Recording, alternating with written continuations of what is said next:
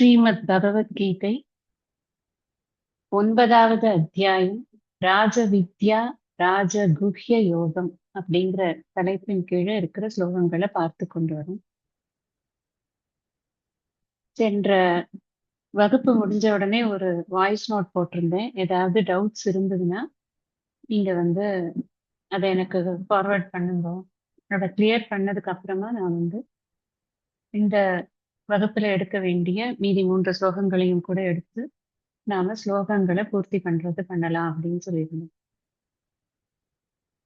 ஒரு கேள்வி வந்திருந்தது. யாந்தி தேவவிரதான் தேவான் பித்ருன் யாந்தி பித்ருவிரதாக பூதானி யாந்தி பூதேஜ்யா யாந்தி மத்யாஜி நோபிமாம். 25வது ஸ்லோகத்துல பகவான் இந்த சிறு தெய்வங்களை எல்லாம் வழிபடுவது அப்படிங்கிறத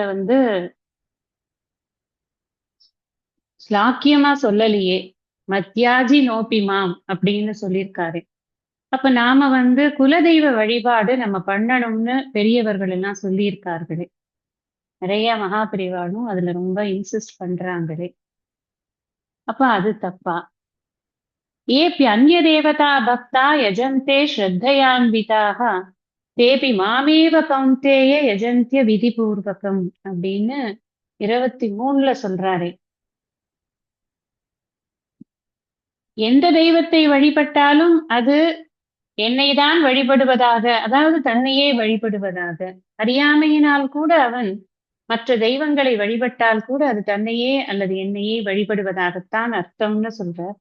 அகங்கி சர்வ யஜ்ஞானாம் போக்தாச்ச பிரபுரேவச்ச நதுமாம் அபிஜானாந்தி தத்வேனாதஸ்ய வந்திதே. இதெல்லாம் எனக்கு கனெக்ட் பண்ணிக்க முடியல. அதான் கேள்வி. அதுதான் இந்த சிறு தெய்வங்களை வழிபடுறது அப்படிங்கிறத பகவான் கண்டனம் பண்ணல, நிந்தனை பண்ணல. சிறு தெய்வங்களை வழிபடும் பொழுது எந்த தெய்வத்தை வழிபட்டாரு, நம்ம சிறு தெய்வங்கள்னு சொல்லல. இந்த இடத்துல தேவவிரதா தேவான் பித்ருன் அப்புறம் பூதங்கள் அப்படின்னு சொல்றோம். அப்கோர்ஸ் சிறு தெய்வங்கள்ங்கிறத அந்த பூதங்களை அதுல சொல்லலாம், தப்பில்லை. இப்போ விநாயகரை நாம கணங்களின் தலைவன் அப்படின்னு சொல்றோம்.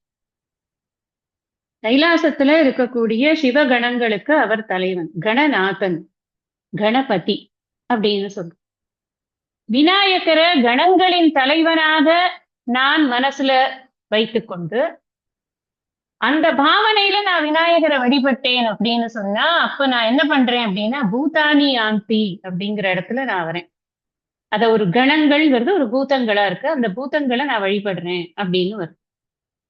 அதே விநாயகரை பரம்பொருள் என்று நான் புரிந்து கொண்டு, பரம்பொருளுக்கு அந்நியமாக வேறு ஒன்று இல்லை அப்படிங்கிறதுனால எதை நான் வழிபட்டாலும் அதுவே பரம்பொருள் அப்படிங்கிறத புரிந்து கொண்டு நான் வழிபட்டேன். எங்க ஊர் ஐயனாரா இருந்தாலும் சரி, வெங்கடாச்சலபதியா இருந்தாலும் சரி, கிருஷ்ணரா இருந்தாலும் சரி, ராமரா இருந்தாலும் சரி, முருகரா இருந்தாலும் சரி, யாரா இருந்தாலும் சரி, அந்த உருவத்திற்கு அப்பாற்பட்டு ஆதாரமாக இருக்கக்கூடிய பரம்பொருள் அப்படிங்கிற ஒரு மைண்ட் செட்டோட நம்ம வழிபடணும் அப்படின்னு சொல்றார் பகவான். நீ அந்த உருவத்துல ஸ்டிக் ஆன் பண்ணிட்டேன்னா அதுக்கு லிமிட்டடா போயிடுவேன். உருவத்துக்கு லிமிட் இருக்கு இல்லையா? இத்தனை அடியில இருக்கு, இத்தனை வெயிட்ல இருக்கு அப்படின்னு ஒரு லிமிட் இருக்கு இல்லையா? தேச லிமிட் இருக்கு, கால லிமிட் இருக்கு. அந்த லிமிட்டேஷனுக்குள்ளதான் உன்னுடைய பலன்களும் இருக்கும். அப்பா அன்லிமிட்டடா நீ என்ன பார்த்துச்சு, அன்லிமிட்டடா நீயும் ஆகுற. நமக்கு என்ன ஆகணும்? குறுகிக்கணுமா விரியணுமா? It's our choice. அகைன் நான் சொன்ன மாதிரி ஃப்ரீ வில் நமக்கு கொடுத்துருக்காரு இல்லையா பகவான்.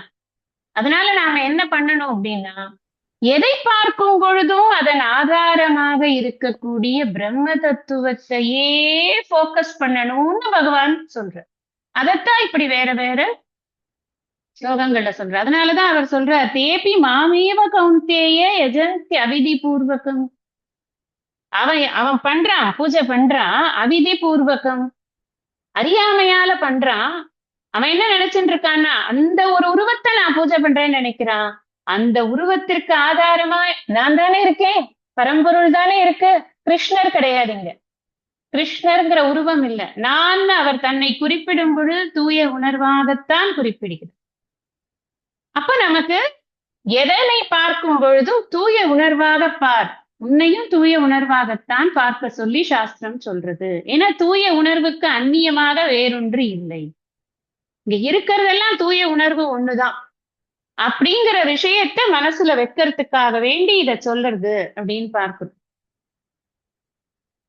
இன்னொரு கேள்வி இப்ப நான் எடுக்க போற 32வது பாட்டுடைய சம்பந்தப்பட்ட கேள்வியா இருக்கிறதுனால அந்த ஸ்லோகத்தை நம்ம படிக்கிறச்சேயே அதை நம்ம சொல்லலாம். ஏன்னா எல்லாருக்கும் அந்த கேள்விதான் பிரதானமா இருக்கும் மனசுல அப்படின்னு சாம்பிள் சைஸ்ல இருந்தே தெரியறது எனக்கு. இந்த கேள்விதான் மைண்ட்ல பெருசா இருக்கு. ஏன் அப்படி சொன்னார், ஏன் அப்படி சொன்னார், கிருஷ்ணர் ஏன் அப்படி சொன்னார் அப்படின்னு நம்ம அதை சிந்தனை பண்ணும் பொழுது நமக்கு அதனுடைய தாற்பயம் என்னன்னு தெரியும். இந்த அத்தியாயத்தினுடைய கிரக்ஸ் என்ன அப்படின்னு நம்ம யோசிச்சோம் அப்படின்னு சொன்னா, இந்த தூய பரம்பொருள், தூய உணர்வு அப்படிங்கிற பார்வையே கொஞ்சம் கூட அண்ணண்ட நகர விடாம போக்கஸ்டா வச்சுக்க வைக்கிறார் பகவான் அப்படிங்கிறதுதான் இந்த அத்தியாயத்தினுடைய கிரக்ஸ். இதை உள்ள வச்சாச்சு அப்படின்னு சொன்னா, எதை பார்க்கும் பொழுதும் அந்த உருவமோ, அந்த உருவத்திற்கான பெயரோ, அந்த உருவத்திற்கான ஃபங்க்ஷனோ நம்மளுக்கு மைண்ட்ல டாமினன்ட் ஆகாது. எது ரொம்ப டாமினேட்டிங்கா இருக்கணும் அப்படின்னா அது தூய உணர்வு. நம்மளால நிமிர்ந்து கூட பார்த்து பேச முடியாத ஒரு எதிரி வரும். நம்ம எதிரியா வச்சுக்கல, நம்ம வச்சுக்க மாட்டோம். இவ்வளவு தூரம் படிச்சவங்களுக்கு மனசுல அந்த காழ்ப்புங்கிறது இருக்கக்கூடாது. ஆனா அவங்களுக்கு நம்மளை பாக்குறது கொஞ்சம் ட்ரபிளா இருக்கு. அவங்களை பார்க்கும் பொழுது கூட நம்ம மனசுல அந்த அன்பும் கருணையும் சுரக்கும் காரணம் என்ன அப்படின்னா அங்க தூய உணர்வு அல்லவா அது. தூய உணர்வு ஒரு நேம் ஃபார்ம் ஃபங்க்ஷனோட நிக்கிறது, அவ்வளவு. இதுதான் பெனிஃபிட் ஆஃப் தி ஸ்டடி. இல்லைன்னா என்ன இதுக்கு எதுக்கு இவ்வளவு டைம் இன்வெஸ்ட் பண்றோம்? வேற்றுமைகளை பலப்படுத்துவதற்கு நேரத்தை செலவிட வேண்டிய அவசியம் கிடையாது. நீ இந்த ஜாதி, நீ இந்த குலம், நீ இந்த கோத்திரம், நீ இந்த கண்ட்ரி, நீ இந்த மதத்தை ஃபாலோ பண்ற, நீ பெரியவன், நான் சின்னவன், இப்படிங்கிறத வளர்த்தி கொண்டு போவதற்கு எதுக்கு டைம் இன்வெஸ்ட் பண்ணுவானே? பகவான் இங்க ரொம்ப இன்வெஸ்ட் பண்ற விஷயம் என்னன்னா, வேற்றுமைகளுக்கிடையில் நீ இருக்கக்கூடிய அந்த ஒற்றுமையை பார், அந்த ஒன்றாக இருக்கும் தன்மையை பார், அந்த தன்மையில போக்கஸ் பண்ணு. அப்ப உனக்கு வேற்றுமைகள் உன் புத்தியை விட்டு தானாக விலகி போகும். புத்தியில அந்த ஒன்னஸ் தான் டாமினண்டா இருக்கும். நீ நிஜமாவே சந்தோஷமா இருக்கலாம்ப்பா. இது ஒண்ணும் மேஜிக்லாம் கிடையாது, எல்லாம் மைண்ட் செட் தான். எல்லாரும் நம்ம அத்தனை பேரும் மைண்ட் செட் மகாதேவன்கள் தான். நம்மளுக்கு என்ன மைண்ட்ல செட் ஆகுதோ அதுபடிதான் நம்ம நடந்துப்போம். அதனால அந்த மைண்ட மாத்து அப்படிங்கிறாரு பகவான். இந்த இடத்துல நீ நம்மளோட குலதெய்வ வழிபாடு நிறுத்த சொல்லல. குலதெய்வத்துக்கிட்ட போகும்போதும் கூட அந்த குலதெய்வமும் நானும் அந்நியம் அல்ல. சொல்ல போனால் இங்கு அனைத்தும் பிரம்மமே அப்படிங்கிற அந்த ஐக்கிய அறிவு இருக்கு இல்லையா, அதை இன்வாக் பண்ணு மனசுல.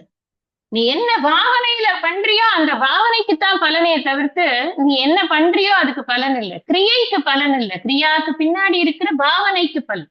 அதான படிச்சுட்டு இருக்கோம். பத்திரம் புஷ்பம் பலன் தோயம். என்ன சொல்றாரு அந்த ஸ்லோகத்துல? அவன் பாவம் ஏழை, அதனால அவன் ஏதாவது கொடுக்கட்டும் அப்படியா சொன்ன? அதெல்லாம் சொல்லல. ஏழையாவது பணக்காரங்க, பைசா இருந்தா என்ன இல்லைன்னா என்ன, உன் பாவனை என்ன? நீ கோடி ரூபாய் வச்சுட்டு இருக்கிறவனா இருந்தாலும் எனக்கு இப்படி தூக்கி விட்டெறிஞ்சு பக்தி இல்லாம என்கிட்ட அன்பு இல்லாம நீ பண்ணினியானாக்க என்ன பிரயோஜனம்? நான் அதை I will reject it on the face of it, அவ்வளவுதான்.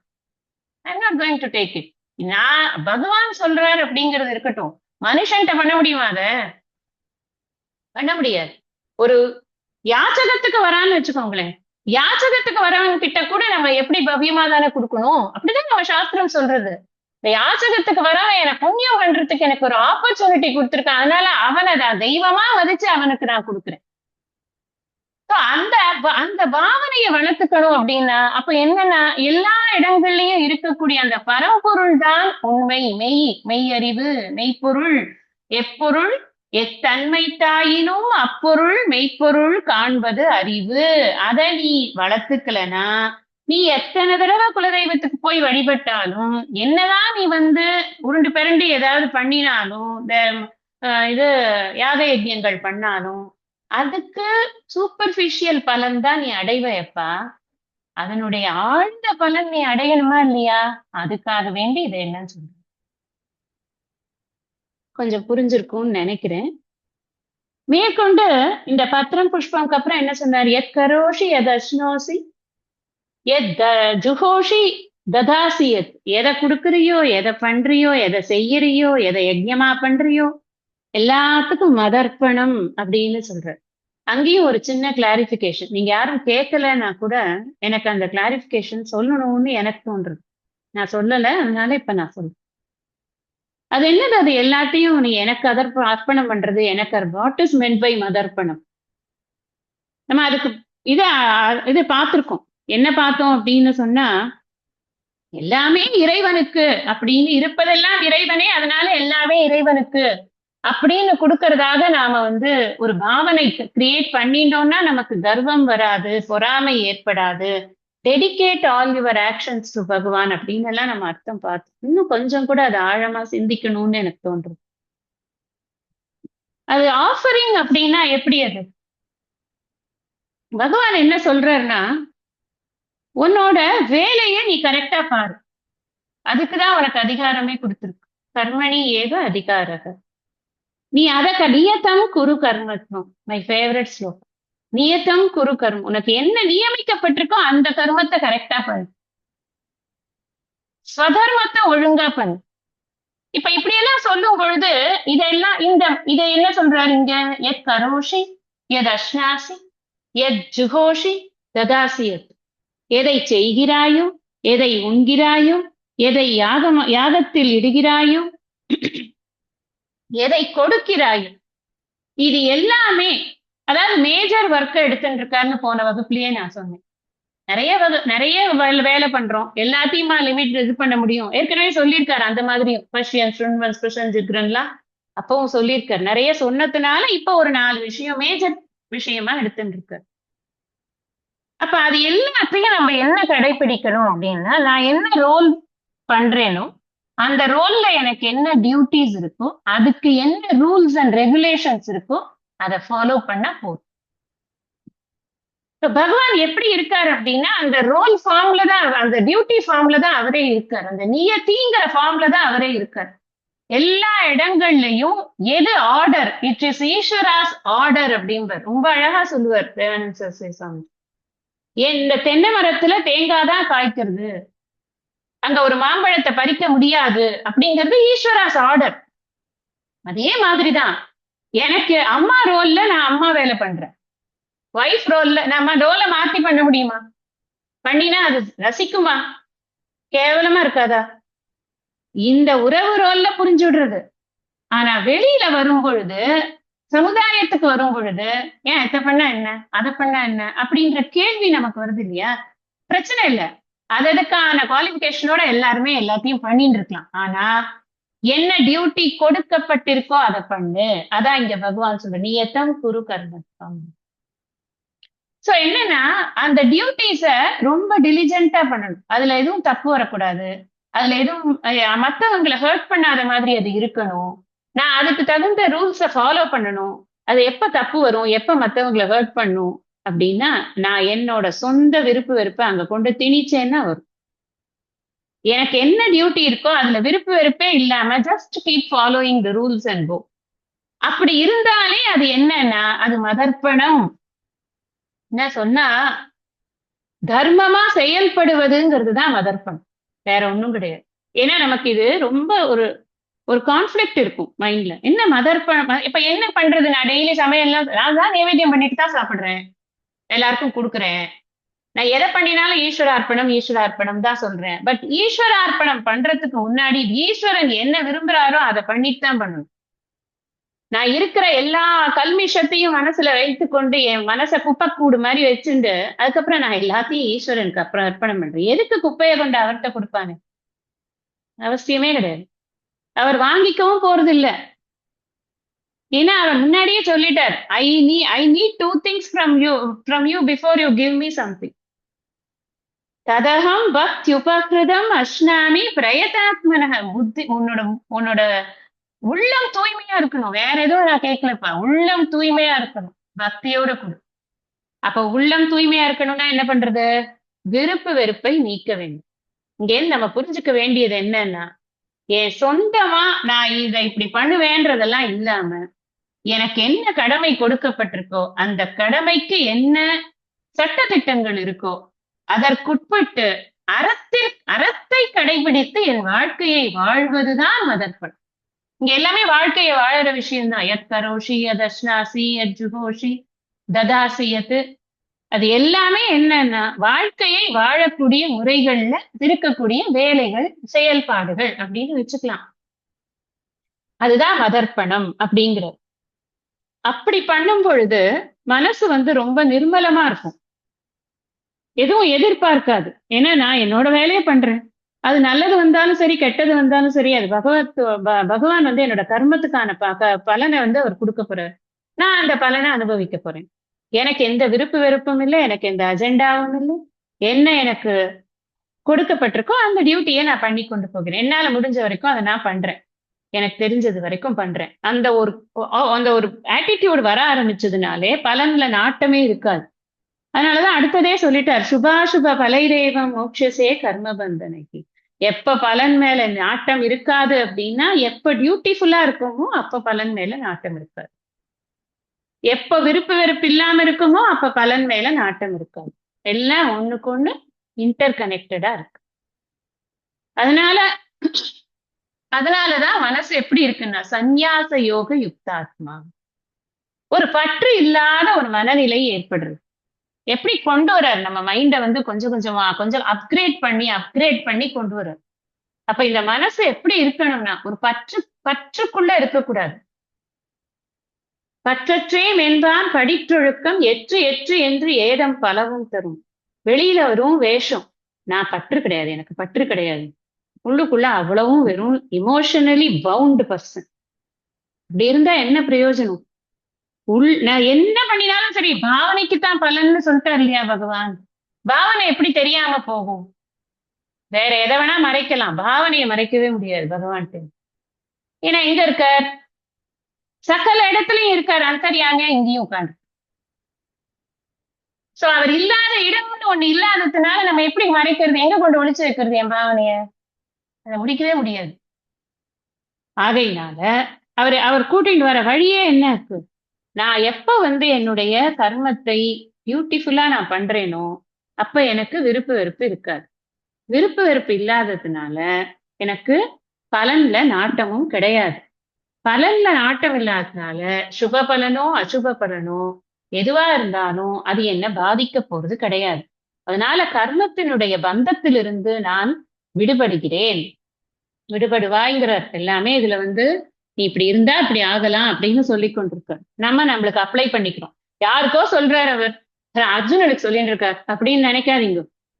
நமக்கு நாம படிக்கிறச்சே I am the first person. நான் படிக்கிறச்சே எனக்கு, நான் இப்ப இப்படி பண்ணினியானா உனக்கு இந்த பலன் கிடைக்கும். அதனால நம்ம எனக்கு சொல்லிக்கணும், இப்படி பண்ணு முதல்ல அப்படின்னு.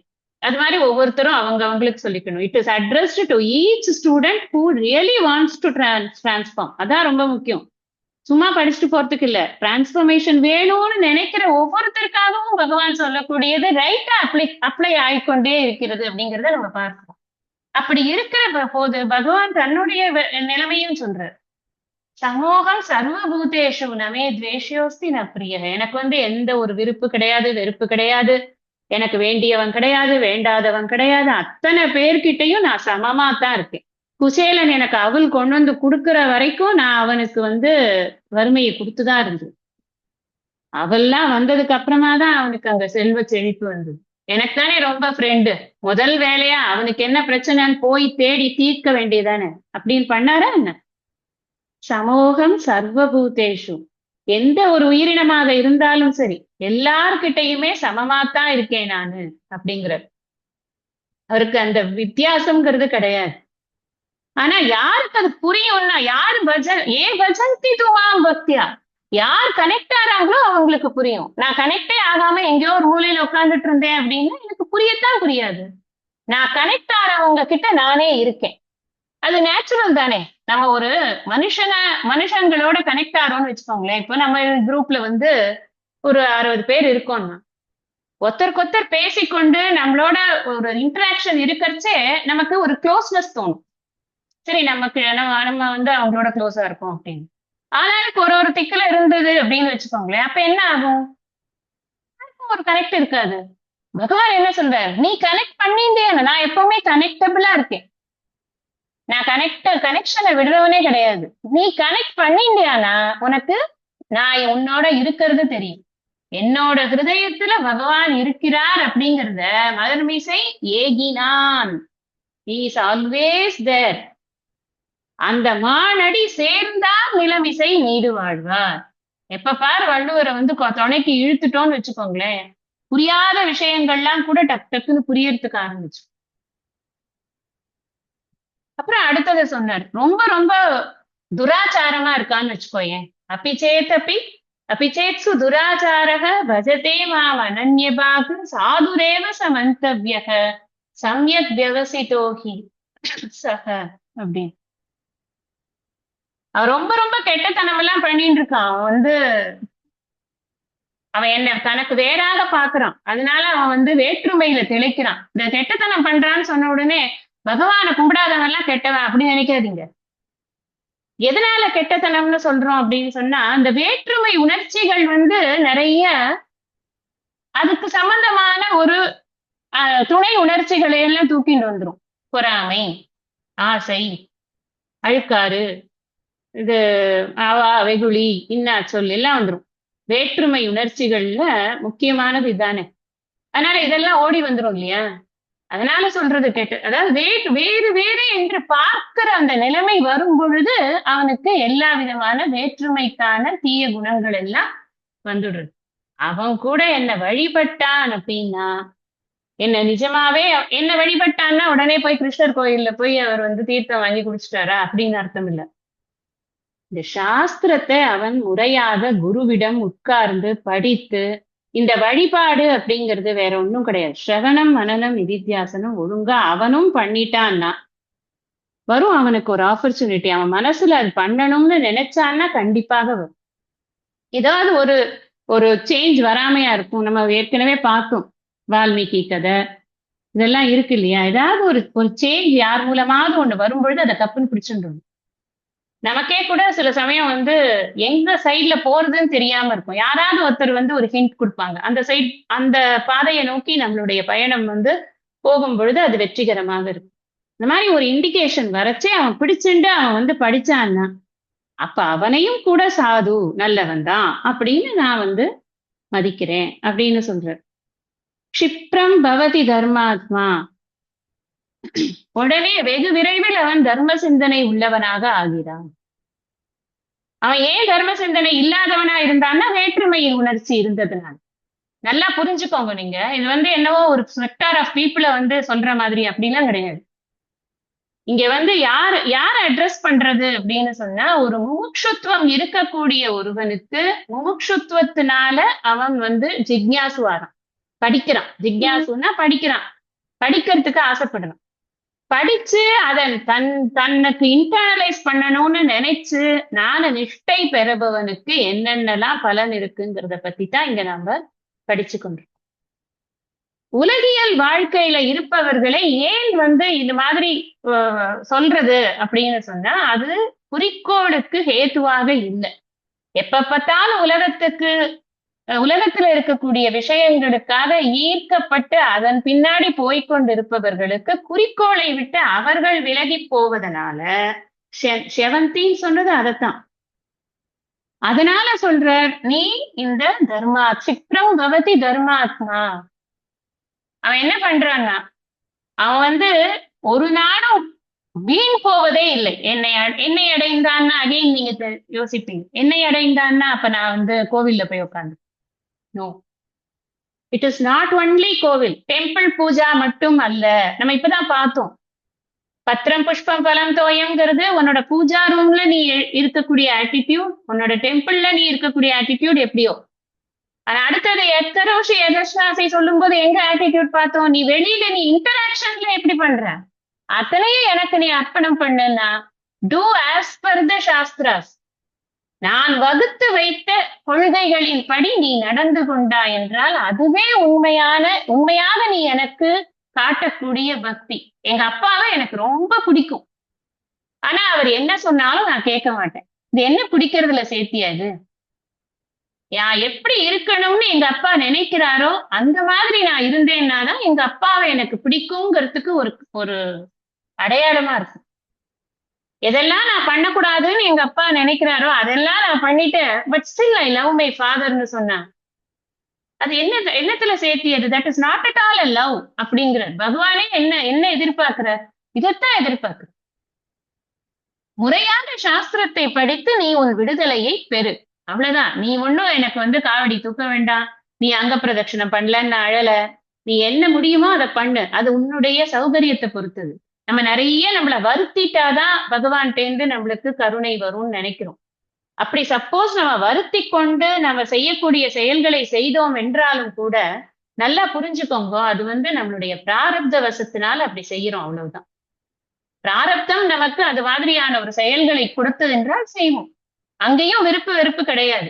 ஐயோ இதை நான் எப்படி பண்றது, நான் சாஸ்திரம் எல்லாம் படிச்சிருக்கேன், என்ன போய் இவங்க இது அங்க பிரதட்சணம் பண்ண சொல்றாங்களே அப்படின்னு நினைக்கணும்னு அவசியம் இல்லை. I can, I will do. அதுல குறிக்கோள் இருக்கா, எனக்கு அங்க பிரதட்சணம் பண்றேன், நீ எனக்கு நான் வேண்டின்னு இருக்கேன், இந்த விஷயத்த நீ பண்ணு, அப்பதான் பிரச்சனை. எனக்கு பிடிச்சிருக்கு, நான் பண்றேன். I have no agenda before you, no transaction at all. அப்படி இருந்துட்டோம் அப்படின்னு சொன்னா எதை செய்தாலும் அந்த கர்ம பந்தனம்ங்கிறது வரவே வராது அப்படிங்கிறது தான் பகவான் சொல்லிக்கொண்டே இருக்கு. 32க்கு பதவுரை பொழிப்புரை பார்த்தோம். நான் சொன்ன இந்த ஸ்லோகம் கொஞ்சம் டிக்லிஷா இருக்கக்கூடிய ஸ்லோகம். இதனுடைய விளக்கத்தை சரியா புரிஞ்சுக்கலன்னா பல அனர்த்தங்கள் உண்டாகும், அப்படித்தான் அனர்த்தங்கள் உண்டாகின்றிருக்கு அப்படின்னு வந்திருக்கிற கேள்விகள்லையும் அது தொனிக்கிறது. தப்பு கிடையாது, ஏன்னா டைரக்டா ஒரு ஸ்லோகத்தோட வாச்சியார்த்தத்தை பார்க்கும் பொழுது அது தோணக்கூடிய விஷயம். ரெண்டாவது, இப்போ சொசைட்டி சோசியல் ஸ்டேட்டஸ்னு ஒண்ணு இருக்கு இல்லையா, அங்க நம்ம விரும்புறோமோ விரும்பலையோ பலவிதமான விஷயங்கள் நமக்கு, அதுவும் எஸ்பெஷலி ஆஃப்டர் 2014-15 இன் இந்தியா, நான் ஃபாரின்ல எப்போ வந்திருக்குமா இருக்கும், இங்க இந்த வாட்ஸ்அப்பும் இந்த யூடியூப்பும் ரொம்ப பிரபாகமா வர்றதுக்கு ஆரம்பிச்சதுக்கு அப்புறம் we get lot of information. அதுல பாதிக்கு பாதி உருப்படி இல்லாததுதான். அதனால என்ன ஆகுது அப்படின்னா, ஆழமா இந்த கருத்துக்களை எப்படி அறிஞர்கள் நம்முடைய ஆச்சாரியர்கள்லாம் எப்படி இதை அணுகியிருக்காங்கிறது நமக்கு தெரிய மாட்டேங்குது. யாரோ ஒருத்தர் சொல்ற ஒரு வீடியோல தான் நம்ம போயிடுறோம் இல்லையா. அது மாதிரி நம்மளோட மைண்ட் டைல்யூட் ஆயிடுது. இங்க நாம இன்னைக்கு இதோடைய உண்மையான அர்த்தத்தை கொஞ்சம் சிந்தனை பண்ணிட்டாதான் அது மைண்ட்ல இருந்து அந்த அந்த நோஷன்ஸ் எல்லாம் போகும், இல்லைன்னா போகவே போகாது. கேள்வி என்ன அப்படின்னு கேட்டா, எதுக்காக ஸ்திரீ வைஷ்ய சூத்ரர் இவர்களை பாப்ப பிறவின்னு எப்படி சொன்னார் தான் கேள்வி. அது எப்படி பகவானே எப்படி சொல்ல முடியும் அப்படின்னு. ஆனா நீங்க இந்த இதை ஆழமா பார்க்கணும், பதவுரைய ஆழமா பார்க்கணும். எப்படி சொல்லியிருக்கார்? ஏனெனில் எவர்கள் பெண்களும் வைஷ்யர்களும் அவ்வாறே சூத்ரர்களும் பாபப்பிறவியை உடையவர்களாக அனுபவிப்பவர்களாகவும், அந்த அப்பின்னு ஒரு வார்த்தை போட்டு, அப்பின்னா இது ரெண்டையும் பிரிக்கிறதுன்னு அர்த்தம். பாபயோனயங்கிறது ஒரு தனி கேட்டகரி, ஸ்திரியோ வைஷ்யா சூத்ராகங்கிறது தனி கேட்டகரி. ரெண்டையும் பாபயோனயக ஸ்திரியக, பாபயோனயக வைஷ்யக, பாபயோனயக சூத்ராக அப்படின்னு அர்த்தம் பண்ணினா அந்த கேள்விகள் வரத்துக்கு சான்சஸ் இருக்கு. ஆனா அப்படி அர்த்தம் பண்ணினாலும் இந்த பாபங்கிறது துன்பத்தை குறிக்கிறதுனால, இவர்களுக்கு துன்பம் அதிகம் இருக்குங்கிறதுனால அந்த துன்பத்தை காரணம் வைத்து அவர்களுக்கு படிக்கிறதுக்கு நேரம் இருக்காது அப்படின்னு ஒரு அர்த்தம் சொல்லலாம், தப்பில்லை. ஆனா ஆக்சுவலி இந்த பாப்பயோனியக அப்படிங்கறத தனி கேட்டகரியா வைக்கிறது. தனி கேட்டகரி. அப்ப பாப்பயோனிங்கிறவன் யாரு? எல்லாருமே புண்ணியாத்மாக்கள் தான். அமிர்த புத்திரக அப்படின்னு இவர் சொன்னாரே, விவேகானந்தர் சொன்னாரே, ஹே அமிர்த புத்திரக அப்படிதானே நம்மள அட்ரஸ் பண்ற. அப்ப எப்படி பாப்பயோனிங்கிறது யார் அப்போ அப்படின்னா, யாருக்கு பிறக்கும் பொழுது அந்த ஒரு அட்மாஸ்பியர் இந்த பக்தி ஸ்பிரிச்சுவல் ஆக்டிவிட்டிஸ் இதுல எல்லாம் ஈடுபட முடியாத ஒரு பிறப்பு ஏற்படுகிறதோ அவர்கள் அனைவருமே பாப்பயோனிகள் தான் அந்த ஆங்கிள். ஏன்னு கேட்டா, எது நமக்கு ரொம்ப முக்கியம்? புருஷார்த்தத்தை அடையிறது தான் ரொம்ப முக்கியம்.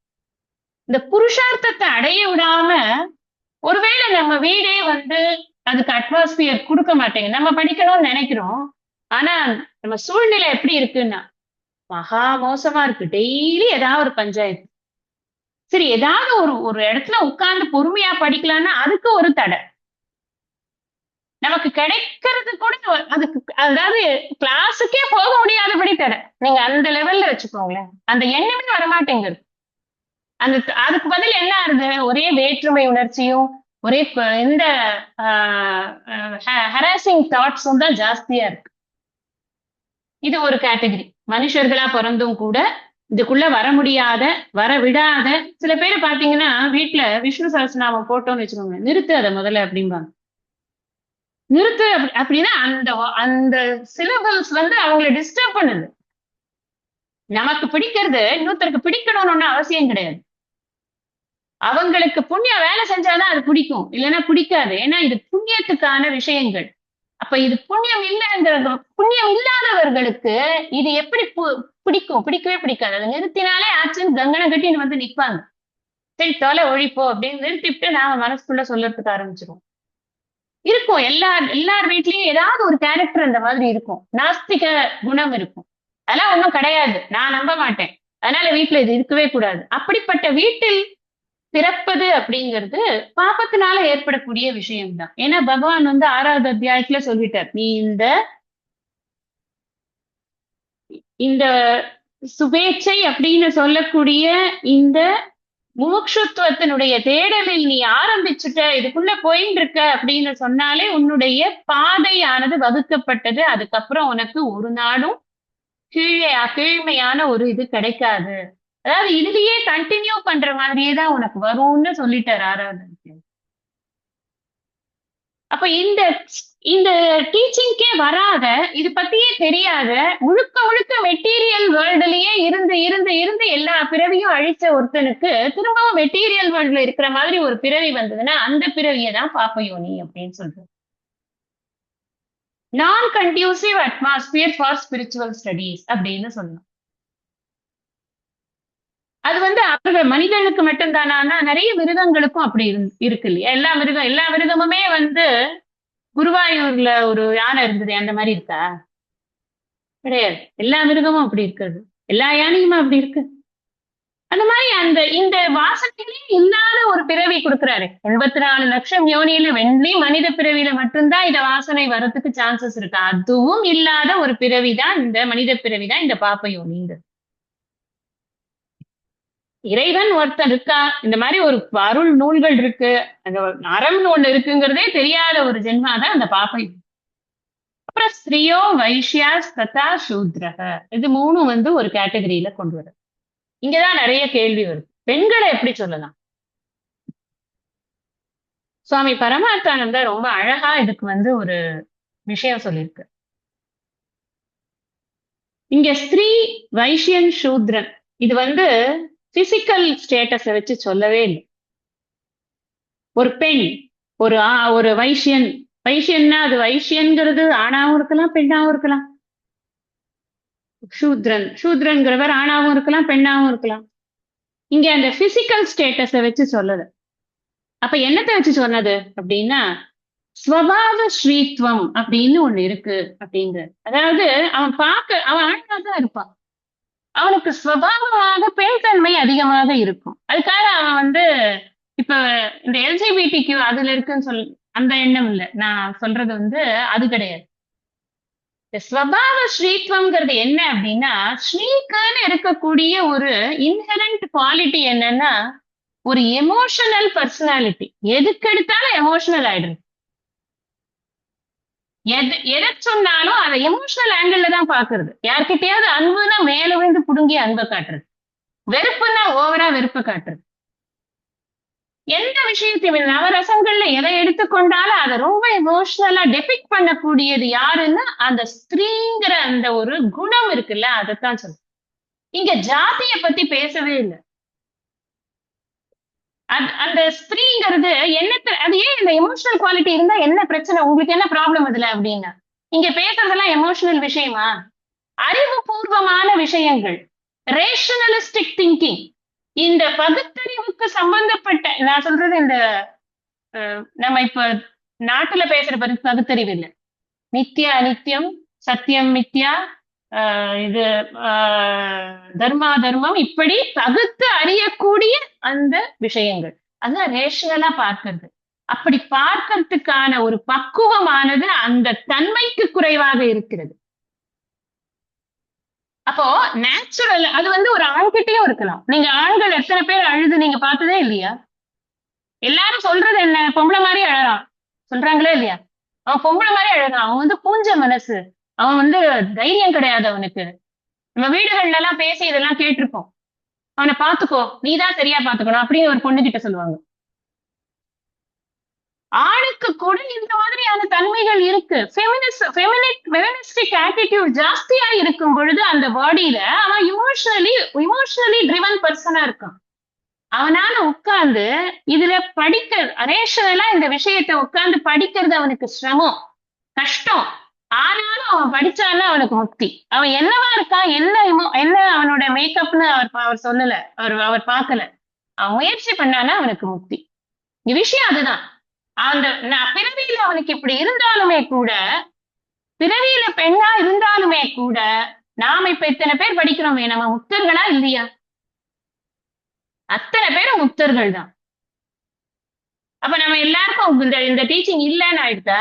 கிடையவே கிடையாது.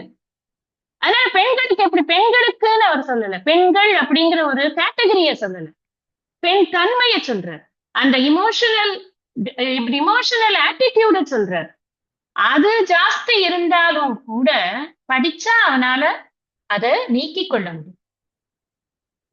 நீ விட்டுடு, இந்த டிஸ்டர்ப் ஆகுற மைண்ட நீ அதுல இருந்து வெளியில வா அப்படின்னு இந்த சாஸ்திரம் சொல்லும்போது முயற்சி பண்ணுவான். புமான் முயற்சியான் உரைத்து மானுடர்க்கு ஈசன் அப்படின்னு சொன்ன நூல் வழி நடந்து நல்லவர் பின்னே சென்று துஷ்ட வாதனை விட்டு தெளிந்ததே முக்தியா. இப்படித்தான் வந்து இது சொல்றது கைவல்யம். குமார் முயற்சி அதான் ரொம்ப முக்கியம். என்ன வேணா செக்ஷுவலி அவன் என்ன வேணா இருக்கட்டும், பெண்ணா இருக்கட்டும் ஆணா இருக்கட்டும், அதுக்குள்ள இருக்கிற தன்மையும் பெண் தன்மையா இருக்கட்டும் ஆண் தன்மையா இருக்கட்டும், அவர்களுக்கு வாய்ப்புகள் குறைவுங்கிறத இங்க சொல்றார். அவர் they are getting disturbed because of this.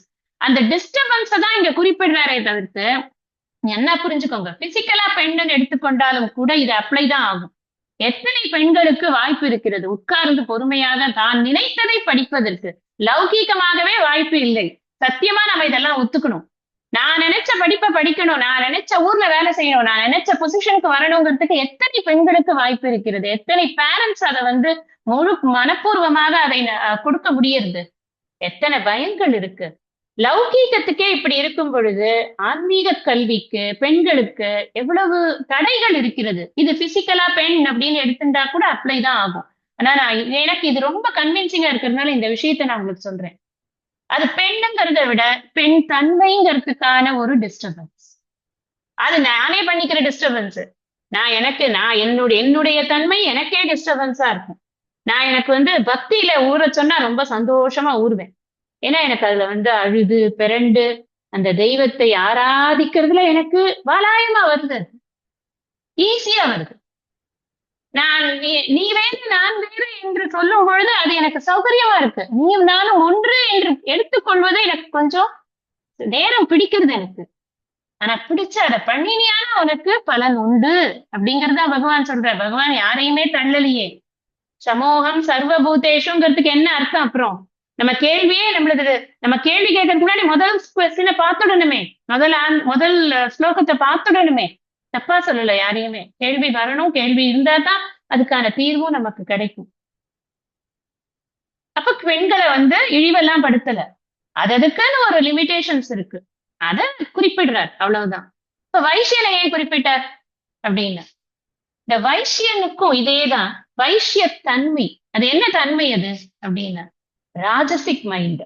எப்ப பார்த்தாலும் அவுட் கோயிங். நீங்க எதை பார்த்தாலும், சுவாமிஜி அழகா ஒரு உதாரணம் சொல்லுவார்.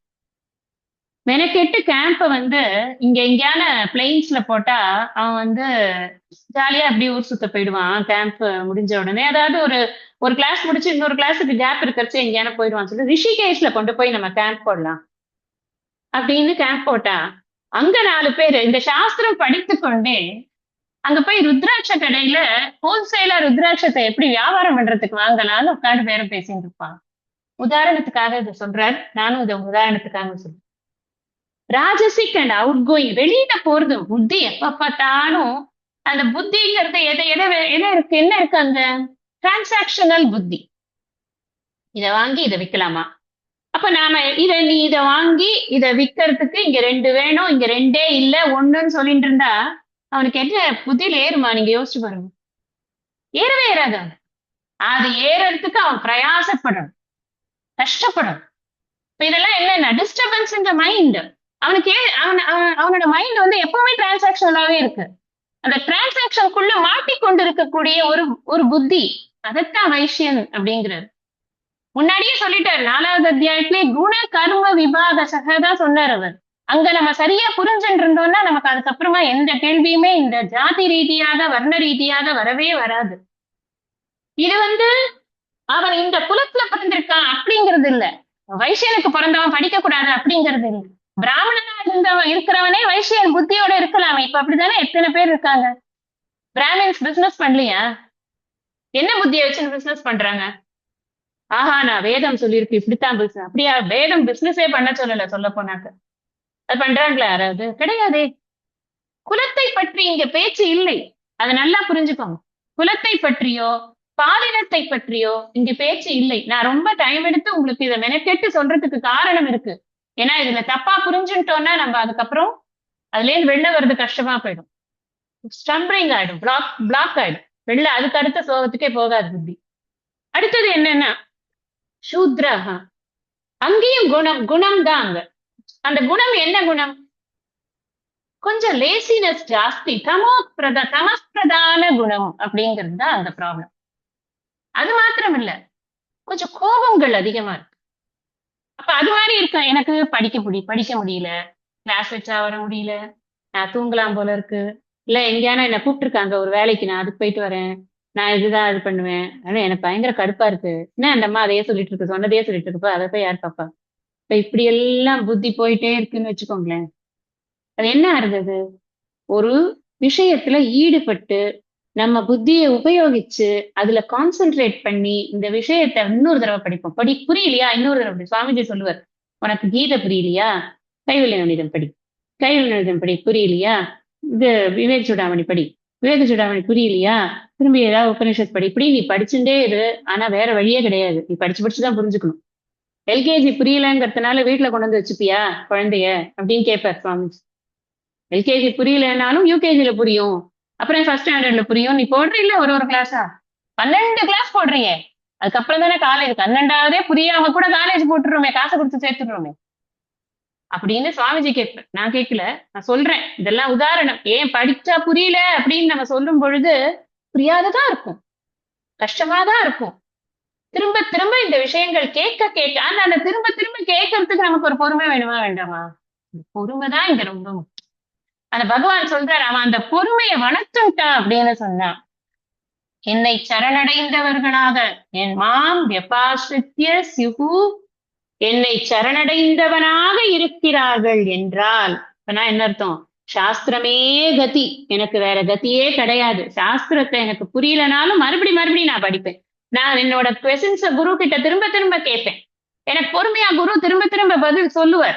அந்த நம்பிக்கை, குரு கிட்ட ஸ்ரத்த, சாஸ்திரத்துக்கிட்ட ஸ்ரத்த எல்லாம் வைத்துக் கொண்டு மறுபடியும் நான் படித்து இதை புரிந்துதான் கொள்வேன் அப்படின்னு ஒருத்தன் இருந்தான்னு வச்சுக்கோப்பா, பராங்கதி அவனுக்கு நேரம் மேல போயிடும்.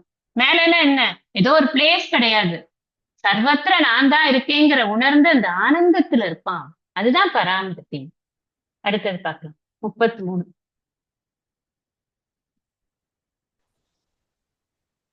किं पुनर्ब्राह्मणाः पुण्या भक्ता राजर्षयस्तथा अनित्यमसुखं लोकम् इमं प्राप्य भजस्व माम्. புண்ணியாக புண்ணியசாலிகளான பிராமணாக அந்தணர்கள், ததா அவ்வாறே, பக்தாக பக்தர்களான ராஜர்ஷயக ராஜரிஷிகள் இவர்களைப் பற்றி புனக்கிம் மறுபடியும் கூற வேண்டுமா? அனித்யம் நிலையற்றதும், அசுகம் துன்பமே வடிவானதுமான இமம் இந்த லோகம் உடலை பிராப்ய அடைந்து மாம் என்னை பஜஸ்வ வழிபடுவாயாக. புண்ணியசாலிகளான அந்தணர்கள் அவ்வாறே பக்தர்களான ராஜரிஷிகள் இவர்களைப் பற்றி மறுபடியும் கூற வேண்டுமா? நிலையற்றதும் துன்பமே வடிவானதுமான இந்த உடலை அடைந்து என்னை வழிபடுவாயாக. இங்க என்ன சொல்றார் பகவான்? போன ஸ்லோகத்துல பாப்பயோனையோகோ அப்படின்னு சொல்லிட்டார் இல்லையா? பாப்பயோனையக அப்படின்னு சொல்லிட்டு, இப்ப அங்க துன்பத்தை கொடுக்கக்கூடிய, துன்பத்தை அனுபவிக்கக்கூடிய யோனிகள் அப்படின்னு பார்த்தோம். அதாவது எந்த நான் ஒரு 5 நிமிஷம் கூட எடுத்துக்கிறேன் இன்னைக்கு, முடிச்சுடலாம் இந்த ஸ்லோகத்தை, இந்த 2 ஸ்லோகங்களை. இந்த ஸ்பிரிச்சுவல் ஸ்டடீஸ் படிக்கவே முடியாத ஒரு வாய்ப்பில்லாத ஒரு பிறவி அப்படின்னு அதுவே ஒரு துன்பம் தான். ஒரு மனித பிறவிக்கு அதுதான் பெரிய துன்பமே. அது இல்லாம பிறக்கும் போதே இந்த வேதத்திலையும் வேதாந்தத்திலயுமே ஊறி இருக்க, வேதத்துல முக்கியமா வேதாந்தம்ங்கிறது சாய்ஸ் தான். எப்பவுமே வேதாந்தம்ங்கிறது நீ கட்டாயம் மனப்பாடம் பண்ணி இந்த வேத அத்தியனத்துல நீ சொல்லிதான் ஆகணும்னு சொல்றது கிடையாது. வேத பூர்வத்தை தான் அத்தியனத்துக்கு வச்சிருக்காங்க. அப்ப வேதம் படிக்கிறது அப்படிங்கிறது, அது படிக்கும் போது அவனுக்கு ஒரு ருச்சி வரும். இத பின்னாடி என்னதான் சொல்லியிருக்கு நம்ம கேட்போமே அப்படிங்கறத ஒரு ஆசை வரும், படிப்பான் அப்படிங்கறதுனால முன்னாடி எல்லாம் வேத பூர்வ விஷயங்கள் எல்லாத்தையும் அத்தியனம் அப்படின்னு அந்த கிரமத்துல படிக்க வச்சிருந்தாங்க. அந்த மாதிரி அத ஒரு ஆப்பர்ச்சுனிட்டியா கொடுக்கக்கூடிய ஒரு பிறவி உனக்கு கொடுத்திருக்கு அப்படின்னு சொன்னா, அவன் அதை நல்லா உபயோகிச்சு அவன் இந்த பராங்கத்தையும் அவன் ஈஸியா அடைவாங்கிறத சொல்லணுமா? சொல்ல வேண்டிய அவசியம் இல்லையே. ராஜர்ஷியை எப்படி சொல்றார்? ராஜர்ஷியை எப்படி சொல்றாருன்னா பக்தர்கள் அப்படிங்கிறார். ஏன்னா பக்தி இருந்தா தான் அவனுக்கு பை நேச்சர் அவனுக்கு வீரமான ஒரு தன்மை. வீரங்கிறதோட கூட சேர்ந்து கோபம், குரோதம் இதெல்லாம் சேர்ந்திருக்கும். ஆனா அதெல்லாத்தையும் விட டாமினண்டா எது இருக்கணும்? பக்தனா இருக்கணும். பகவானுக்கு பக்தி பண்றவனாக இருக்கணும். அந்த வால் அறிவன்னு ஒருத்தன் இருக்காங்கிறத முதல்ல மண்டைக்கு ஏத்திக்கணும். நான் தான் இந்த உலகத்திலேயே எல்லாம் அலெக்சாண்டர் த கிரேட் சுத்தினான் பாருங்க, எல்லாத்தையும் நான் என்னோட காலுக்கு கீழே கொண்டு வரேன் அப்படின்னு. அப்படி சுத்துறவனை பத்தி பேசுறேன். அவ்வளோ பெரிய இது இருந்தால் கூட பிருத்துவை பத்தி பேசுறாரு. பிருத்து எப்படி இருந்தார்? அலெக்சாண்டர் கிரேட்ல ஒண்ணுமே இல்லை, அது குப்பை. பிருத்து எப்படி இருந்தார்? அவரோட சரித்திரத்துல அவருடைய அந்த பக்தியும் அந்த பாவனையும் அந்த மாதிரி இருக்கிற அந்த மாதிரி இருக்கிற ராஜரிஷி அப்படி புரிஞ்சுக்கணும். நமக்கு எக்ஸாம்பிள்ஸ் நிறைய இருக்கு, நம்ம கிட்டயே இருக்கு. நாம தான் பித்துக்குளித்தனமா ஏதோ ஸ்கூல்ல சொல்லி கொடுத்துட்டாங்கன்னு சொல்லிட்டு அந்த வெஸ்டர்ன் கண்ட்ரீஸ்ல இருக்கக்கூடிய அந்த பெரிய பெரிய மொனார்க்ஸ் எல்லாம் பெரிய ஆட்கள் நம்ம நினைத்து கொண்டிருக்கோம். அதெல்லாம் ஒண்ணுமே இல்லை. நீங்க பாகவதத்துல பார்க்காத ராஜாவே கிடையாது. ஒவ்வொரு ராஜாவும் ஒரு ராஜரிஷி தான். அப்பேற்பட்ட ராஜரிஷிகள் எல்லாம் எதன் காரணமாக ராஜரிஷி ஆறாம்? பக்தோசிமே சகா சேத்திங்கிற இல்லையா? இதுல 4வது அத்தியாயத்துல நீ எனக்கு சகா, ஆனா அதுக்கு முன்னாடி பக்தன். அந்த பக்தங்கிறதுனாலதான் உனக்கு இத்தனை விஷயத்தையும் சொல்ற. பக்திங்கிறது அந்த இடத்துல என்னன்னா டிவோட்டடா இருக்கான். Devoted to the studies, devoted to what பகவான் சேஸ். அகைன் அண்ட் அகைன் நான் அதைத்தான் சொல்றேன், டிவோட்டட் டு வாட் பகவான் சேஸ். அதை அவர்கள் பண்ணுகிறார்கள்னா அவர்களுக்கு அந்த பராங்கத்தையும் கிடைக்குங்கிறது நான் சொல்லத்தான் வேணுமா? It is not it is evident தானேப்பா அப்படின்னு அதை முடிச்சு விடுறாரு. அதனால அடுத்த லைன்ல ஒரு நல்ல ஒரு இது சொல்றார், அட்வைஸ் சொல்றார். அனித்யம் அசுகம் லோகம். இந்த இடத்துல லோகம்னா உடம்புன்னு அர்த்தம். ஏன் உடம்புன்னு அர்த்தம் அப்படின்னா, இந்த மனுஷ லோகத்துல இருக்கக்கூடிய இன்ப துன்பங்களை அனுபவிப்பதற்கும் அதை உணர்வதற்குமான ஒரு உடல் கொடுக்கப்பட்டிருக்கு அப்படிங்கிறதுனால இந்த உடலைத்தான் இந்த லோகம் அப்படின்னு சொல்றோம். அது அனித்தியமா இருக்கு, டெய்லி மாறிண்டே இருக்கு. நேத்து இருந்த மாதிரி இன்னைக்கு இல்ல. அது ஒரே அழுக்கு மூட்டையா வேற இருக்கு, எங்க பார்த்தாலும் ஒரே அழுக்கு. மலம் சோறும் 9 வாயிற் குடிலை மலங்க புலனைந்தும் வஞ்சனை செய்ய விலங்கு வனத்தான் விமலா உனக்கு கலந்த அன்பாகி கசிந்து உள்ளுருகும் ஞாயிற்கடையாய் கிடந்த அடியேற்கு அப்படின்னு பாடுறாரு இல்லையா? அப்படி இருக்கு இந்த உடம்பு எனக்கு லட்சணம். அத அனித்தியம் அசுக்கம் சொல்றார். துக்கம்னு சொல்லல, சுக்கம் அற்றதுன்னு சொல்றார். இந்த வார்த்தையை நல்லா கவனிக்கணும். இந்த உடம்பே துக்கமயம் அப்படி சொல்லல. இந்த உடம்பு சுகம் தரும்னு நினைக்காத, இது சுக சாதனம் இல்லைங்கிறார். ரெண்டுத்துக்கும் ரொம்ப டிஃபரன்ஸ் இருக்கு. ஹோம்ஒர்க் உங்களுக்கு எல்லாரும் யோசிங்க உட்காந்து. அது துக்கம் சொல்லிட்டு போக வேண்டியதானே? ஏன் அப்படி சொன்னார் அப்படின்னா, இது சுக சாதனம்னு நீ நினைச்சியானா நீ தேகாத்ம புத்தியோட தேகத்தை போஷணை பண்றதுக்கு ஓடுவேன். அப்புறம் ஜீவாத்ம புத்தியோட புண்ணிய பாபத்தை சம்பாதிக்கிறதுக்கு ஓடுவேன். ரெண்டுத்துக்கும் இது இல்ல. இது அனித்தியம், இது அசுகம். இமம் பிராப்திய, இது கிடைச்சிருக்கு உனக்கு, அதோட குவாலிட்டி இவ்வளவுதான். ஆனா நீ என்ன பண்ணணும் அப்படின்னா, மாம் பஜஸ்வ, என்னை வழிபடுவாயாக. அகைன் என்னை வழிபடுவாயாக நான் என்ன அர்த்தம்? சாஸ்திரத்துல டிவோட்டடா உட்கார்ந்து நான் சொல்லி கொடுக்கறத படி அப்படின்னு. அடுத்தது என்ன சொல்ற? மன்மனாபவ மத் பக்தாக மத்யாஜி மாம் நமஸ்குரு மாமே வைஷ்யசி யுக்த்வைவம் ஆத்மானம் மத்பராயணஹ. மத்பராயணஹ, என்னையே குறிக்கோளாக கொண்டு. பராயணஹ, அயனம்னா பாதைன்னு, பராயணம்னா அல்டிமேட் கோல்னு. என்னையே குறிக்கோளாக கொண்டு. மத் பக்தக, என் பக்தனாக. பவ, இரு. மன்மனாகா, என்னிடமே மனதை வைத்தவனாக. பவ சப்ளை பண்ணு, இரு. மத்யாஜி, என்னையே வழிபடுபவனாக இரு. மாம், என்னையே. நமஸ்குரு, வணங்கு. ஏவம், இவ்வாறு. ஆத்மானம், மனதை. யுக்த்வா, நிலைநிறுத்தி. மாமேவ, என்னையே. ஏஷ்யசி, அடைவாய். ஞான பிரதானமாக இருக்கிறார் பகவான். அதை புரிஞ்சுக்கணும். பகவான் ஏதோ ஒரு ஜிமிக்ஸ் பண்றவர் கிடையாது. ஞான வடிவமாக இருக்கிறார். ஞானமே வடிவெடுத்து. வயலூர் முருகப்பெருமான் அப்படின்னு ஞாபகம் வருதா? சுவாமி கிருபானந்த வாரியர் ஞானமே வடிவான வயலூர் முருகப்பெருமான் அவரோட இதுல சொல்லும் பொழுது அது ஒரு தனி சிலிர்ப்பு வந்துடும் நமக்கு. அதுதான் இங்க சொல்ற, நான் ஞான வடிவமாக இருக்கிறேன். நீ என்ன பண்ணணும்? நீ என்னையே குறிக்கோளாக கொண்டு என் பக்தனாக இரு. என்னிடம் மனதை வைத்தவனாக, என்னையே வழிபடுபவனாக இரு. என்னையே வணங்கு. இவ்வாறு மனதை நிலைநிறுத்தி என்னையே அடைவாய். ஞானத்துக்கு பிரதானம் கொடு அப்படின்னு அர்த்தம். இங்க என்னையே குறிக்கோளாக கொண்டுனா எதை குறிக்கோளாக கொள்றது? நான் இந்த கிருஷ்ணர் மாதிரியே ஆயிடணும்பா அப்படின்னா இல்ல.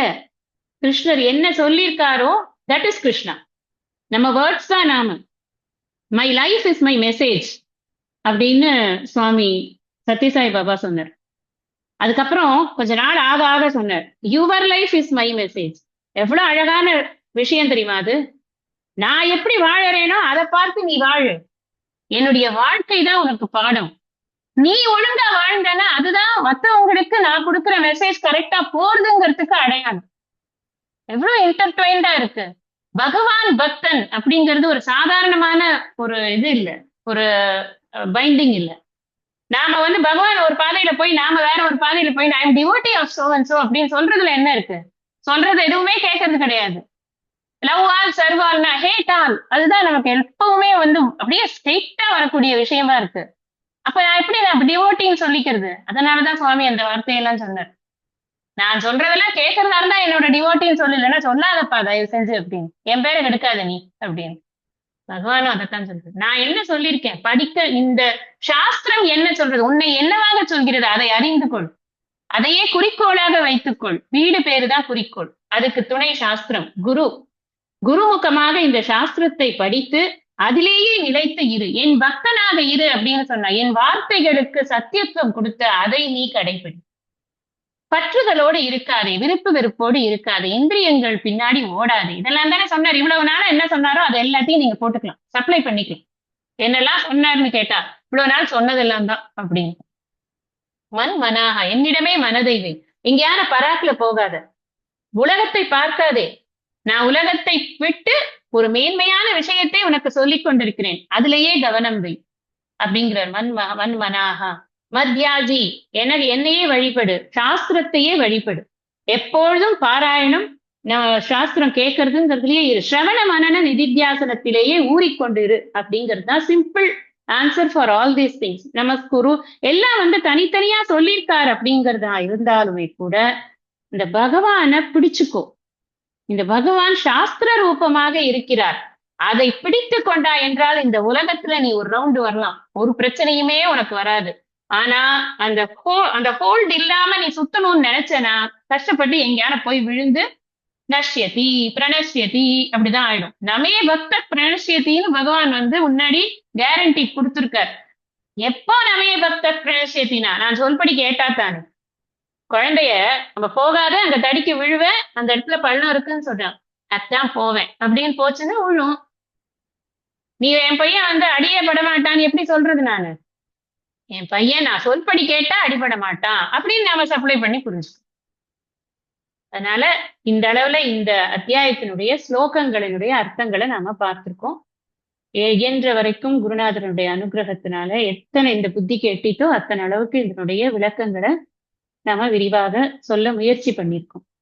அடுத்த வகுப்புல நாம இந்த அத்தியாயத்தினுடைய சம்மரிய, நம்ம எப்பவும் போல நம்ம சம்பிரதாயத்துல சம்மரி சொல்லிதான் ஒரு அத்தியாயத்தை முடிக்கிறதுன்னு இருக்கு, அதை நம்ம அடுத்த சத்சங்கத்துல பண்ணி இந்த அளவுல இன்னைக்கான வகுப்பை நான் நிறைவு பண்றேன். ஐயனே எனதுள்ளே நின்று அனந்த ஜென்மங்களாண்ட மெய்யனே உபதேசிக்க வெளிவந்த குருவே போற்றி, உய்யவே முக்தி நல்கும் உதவிக்கோர் உதவினாயே, செய்யுமார் ஒன்றும் காணேன் திருவடி போற்றி போற்றி. நிறைவு பிரார்த்தனை. ஓம் குருபியோ